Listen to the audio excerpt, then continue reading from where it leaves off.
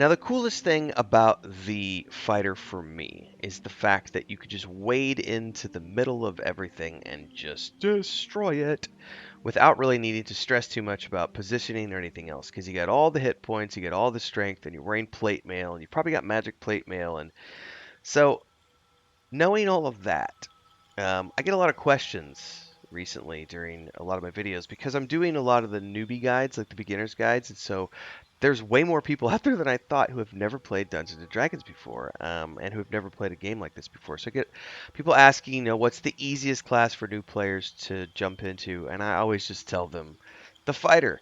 The fighter is the easiest thing you can possibly play because you don't have to worry about anything other than just wading into the middle of a combat scenario and just laying the smack down. Um, you don't need to worry about the rules too much. You don't need to know any of the meta. It'll all be explained to you as you level up and progress your character. It's very easy to play.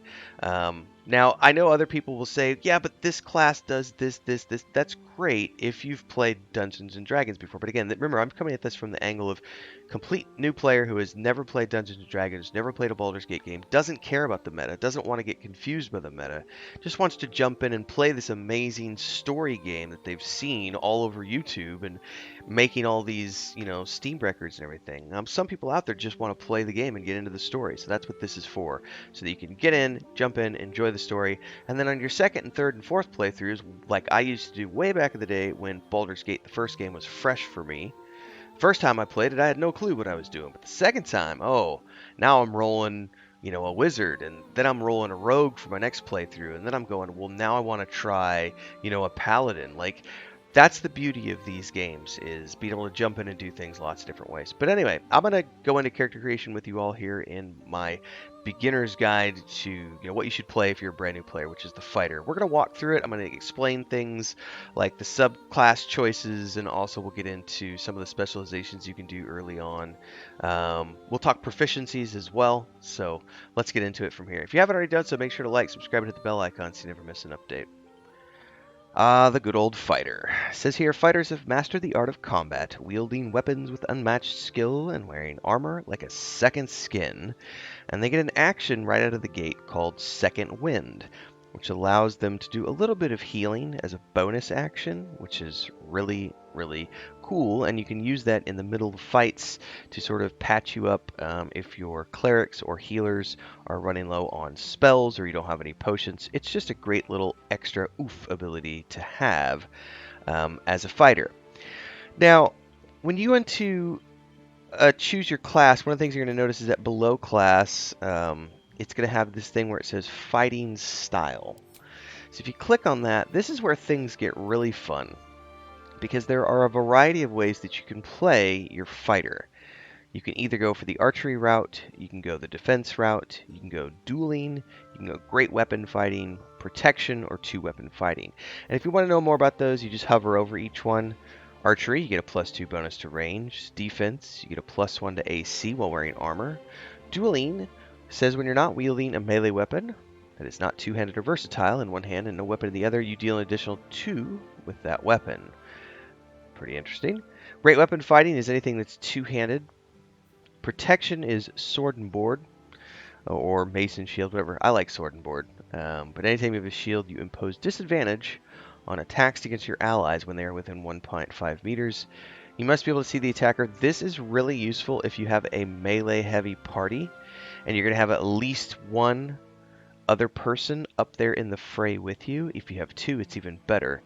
But basically, anytime someone triggers an attack against your allies and they happen to be within 1.5 meters of you, you're going to immediately impose disadvantage on their attack. Or in this case, it's a reaction, which is really cool the way reactions work in game, because you can toggle them to be manual or you can have them be automatic. And I like to use manual because it just feels more like Dungeons and Dragons. So you can get a pop-up that literally says, this mob just rolled this against your ally. Do you want to use protection or not? It's really cool. And then two-weapon fighting is dual wielding and using 2 different weapons. All of these are a lot of fun. I have played both sword and board, two-handed, and two-weapon fighting in previous installments of the franchise, as well as a lot of other CRPGs. I've never worried about dueling or defense. And the one reason I say I've never used archery with a fighter is because if I want to go archery, I typically will go like with a wood elf ranger. But the ranger has a lot of nuances to it. So if you just want to be a really cool, Robin Hood type character, go for archer. Like it's really easy.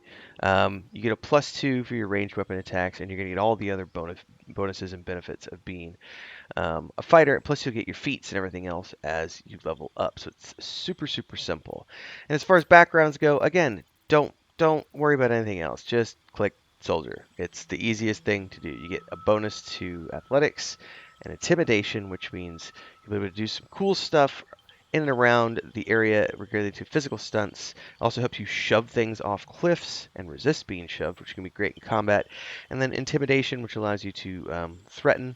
It says induce fear, but it's basically just threaten people. Sometimes you might be bluffing, sometimes you might be not be bluffing, but it's a great way to, if you don't have persuasion or um, deception or something, you can use intimidation to win conversations in your direction. Now, there's one more decision you're probably going to want to make, and that's once you get to your fighter subclass. What should you choose if you're a new player? Well, here's the cool thing. The subclass doesn't come until after you've been playing the game for a few hours, depending on your pace. You'll have had plenty of time to sink your teeth into whatever type of fighter you created, and you'll know a little bit more if you feel comfortable with it and you want to continue, or do you want to spice it up a little bit and try something different.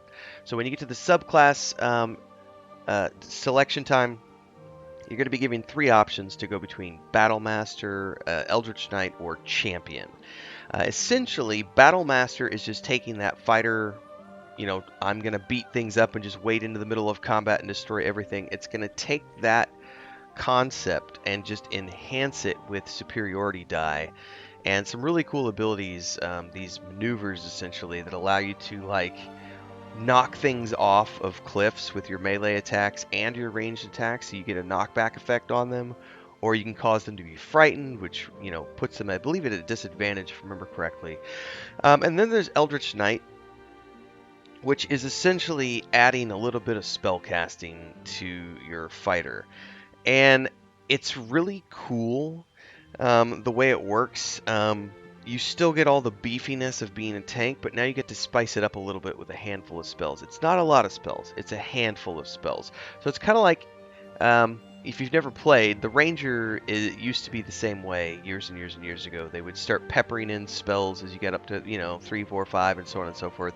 And you can kind of do the same thing here now with the Eldritch Knight subclass with the fighter. So if you start to feel like you want to spice it up a little bit, you can.